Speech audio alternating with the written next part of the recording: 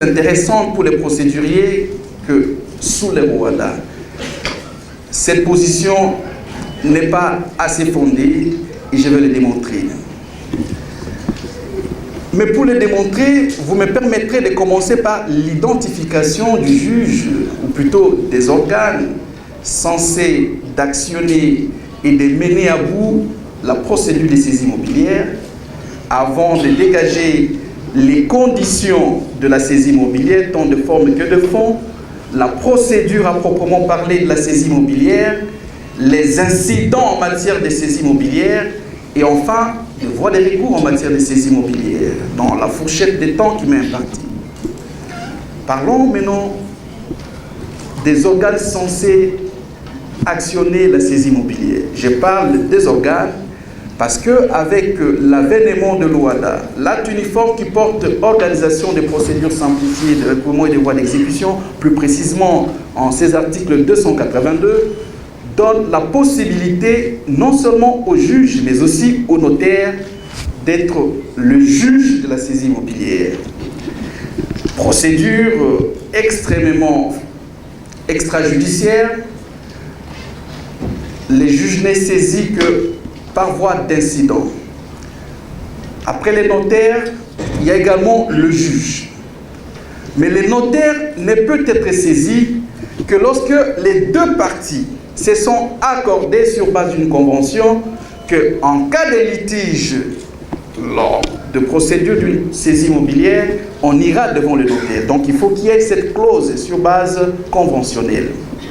Mais parlons du juge. Qui est le juge de la saisie immobilière? Le droit Rwanda n'est pas essentiellement formaliste. Il aborde des questions de procédure qui est de façon exceptionnelle. Et ces questions sont renvoyées aux États partis. Pour la République démocratique du Congo, nous avons une loi qui organise et qui donne des compétences à des juridictions. C'est la loi numéro 13/011-B du 11 avril 2013 qui porte organisation, fonctionnement et compétences des juridictions de l'ordre judiciaire. Cet article, en effet, plutôt cette loi, prévoit quelques dispositions qui donnent des compétences en matière d'exécution. Je vois ici précisément les articles 111, 110 et surtout 113 qui nous intéressent de la loi. Cet article 113 qui nous intéresse donne la possibilité au tribunal des grandes instances de pouvoir exécuter toutes les décisions des juridictions de l'ordre judiciaire, sauf les décisions qui viennent du tribunal de paix, l'article 113. Cela veut dire simplement, parce que la saisie immobilière nécessite, pour qu'elle soit mise en mouvement, que nous ayons un titre exécutoire, dont notamment une décision juridictionnelle, un acte notarié conformément à l'article 33 et autres. Cela veut dire simplement que dès lors que vous avez une décision d'une cour d'appel, un arrêt, cet arrêt doit être exécuté par le tribunal des grandes instances. Et le tribunal des grandes instances, s'il est saisi en matière de saisie immobilière, il a toute sa compétence. Mais que dire d'une décision qui vient du tribunal de paix? L'article 111, plutôt 113, revenons-y, donne une incise, sauf les décisions qui viennent du tribunal de paix. Ça veut dire simplement que les décisions qui viennent du tribunal de paix sont exécutables devant le même juge, devant le tribunal de paix. Ça veut dire qu'il y a une possibilité que le tribunal de paix fasse opérer une saisie immobilière en termes incidentiels. Et aussi l'article 110 de la même loi organique de 2013, en son alinéa 2, donne la possibilité au tribunal de paix d'exécuter des actes authentiques. Ça veut dire que si vous avez un acte notarié qui a acquis la formule exécutoire, ça signifie un titre exécutoire, eh bien, il y a possibilité de pouvoir l'exécuter aussi au tribunal de paix. Mais au-delà, parce que la compétence et l'attribution, disent les juristes, au-delà des juridictions de l'ordre judiciaire, il peut y arriver que le Conseil d'État, que la Cour administrative d'appel ait prononcé une décision où l'on trouve que l'on doit exécuter, où l'on trouve des condamnations aux dommages et intérêts.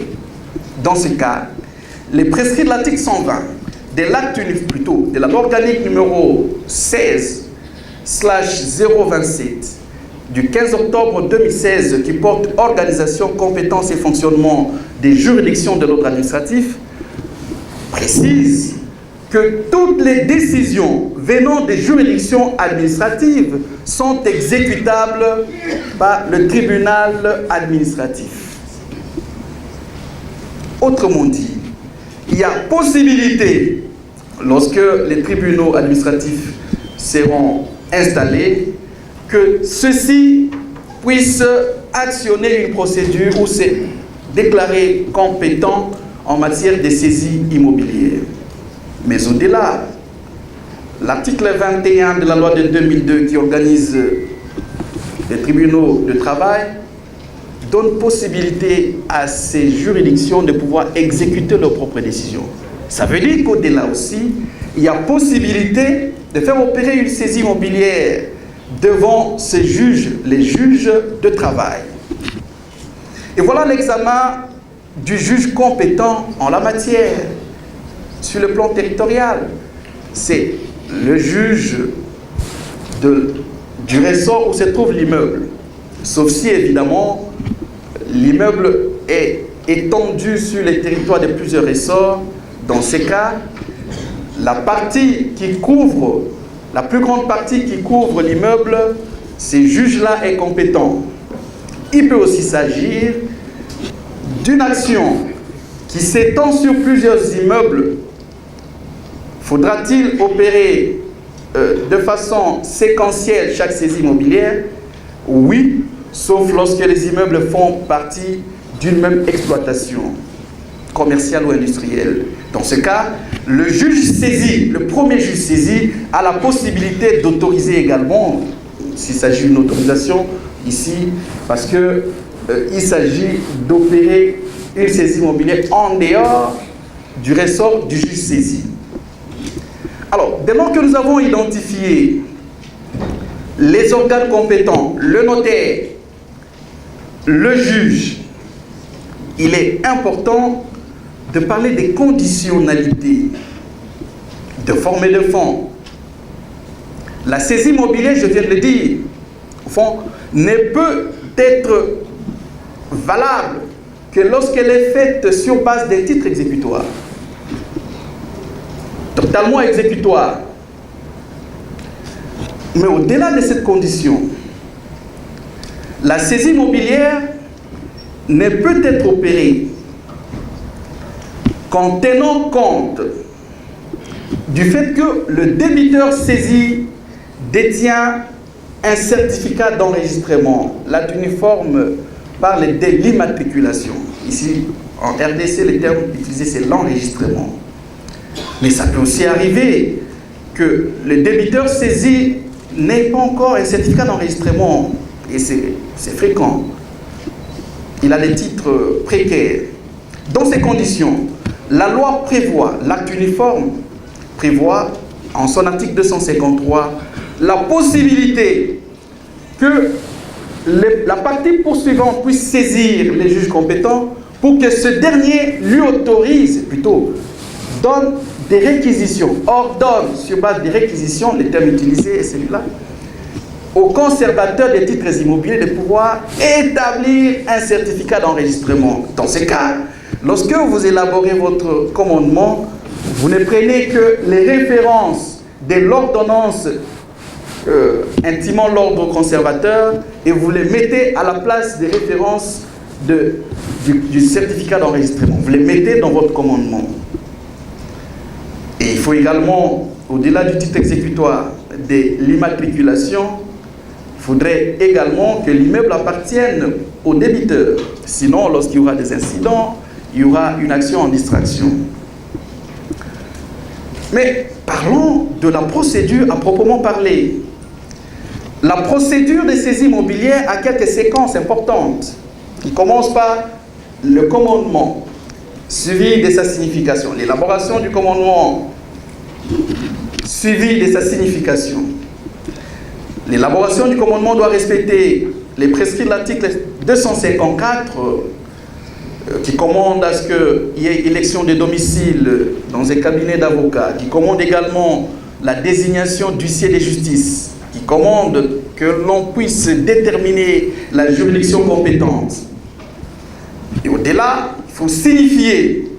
Mais s'il existe des tiers détenteurs, c'est-à-dire une personne qui exerce des droits réels sur l'immeuble, qui fait objet de poursuites, eh bien, il faut également signifier aux tiers détenteurs. Après le commandement, dans les 20 jours qui suivent, les poursuivants est censé transmettre le commandement au conservateur des titres fonciers aux fins de la publication. Ce n'est pas la publicité, la publication du commandement. Ici, je voudrais attirer notre attention sur le fait que parfois, nous attendons que les 20 jours s'écoulent ou lorsqu'il s'attend vers la fin. On a dit en ayant 20 jours, c'est-à-dire même 3 jours après, vous pouvez transmettre. Et après la publication, je voudrais ici dire que la publication du commandement vaut saisie. Après la publication, l'étape suivante, c'est l'élaboration du cahier des charges par l'avocat. C'est à l'avocat du poursuivant de déterminer les conditions de la vente, le prix et toutes les conditions prévues par l'acte uniforme. Après l'élaboration du cahier des charges, il va le déposer et l'huissier va le déposer au greffe et l'huissier va dresser une sommation aux fins de prendre communication du cahier des charges adressé au poursuivi, au débiteur poursuivi. Celui-ci, dès lors qu'il a connaissance du cahier des charges, il a le temps suffisant, plus ou moins 5 jours avant l'audience éventuelle, pour déposer ses 10 observations. Dans l'hypothèse où il ne dépose pas les 10 observations 5 jours avant, eh bien, et qu'il les déposerait après 5 jours, plutôt, ou 2 jours avant, il peut être frappé de déchéance avant l'audience éventuelle. Et s'il ne dépose pas les 10 observations, il n'y aura pas d'audience éventuelle, ou s'il y en a, on peut simplement renvoyer à l'audience d'adjudication. Et l'audience d'adjudication, c'est l'audience de la vente en des termes ordinaires. Et pendant ce temps, le créancier poursuivant a plus ou moins 30 jours maximum et 15 jours au minimum. Ce sont des délais francs pour faire la publicité de la vente. Et lorsque c'est fait, les jours de l'adjudication, on fait une audience qui répond à un rituel. On commence par allumer la première bougie qui doit durer 1 minute, la deuxième et la troisième. Et s'il n'y a pas un enchérisseur, eh bien, il y a possibilité que le poursuivant puisse se porter enchérisseur, c'est-à-dire acheteur de l'immeuble. Il y a possibilité également que la procédure soit tordue et que par la suite, alors qu'on est déjà dans la phase d'adjudication, l'on puisse venir à la surenchère, on puisse surenchérir.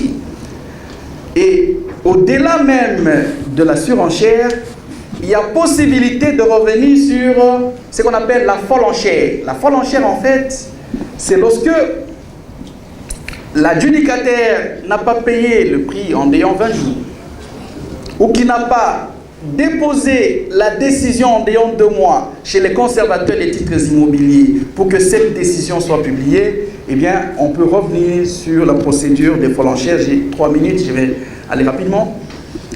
Et parlons des incidents. Les incidents sont de plusieurs ordres. On peut venir en distraction, en nullité de la saisie immobilière, ainsi de suite. Mais ici, il faut le faire par acte d'avocat. Les contestations en vertu de l'article 298 de l'acte uniforme sur allusionné se font sur base d'actes d'avocat. Les voies de recours, je vais conclure par là. Quelles sont les voies de recours? Il n'y a pas d'opposition. Il n'y a pas non plus d'appel. Je voudrais vous surprendre.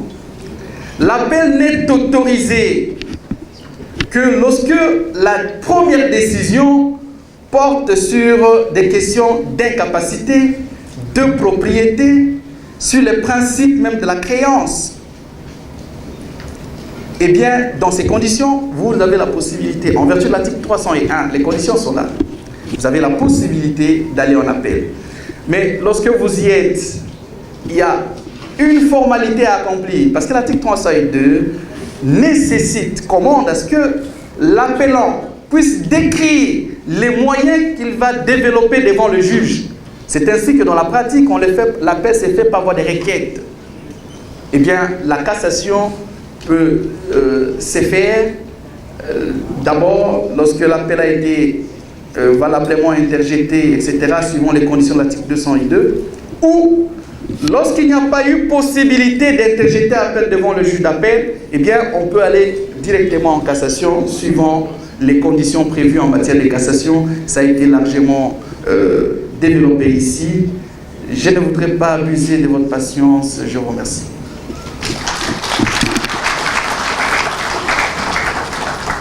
Merci beaucoup, Maître Jean-Pierre. Un résumé succinct.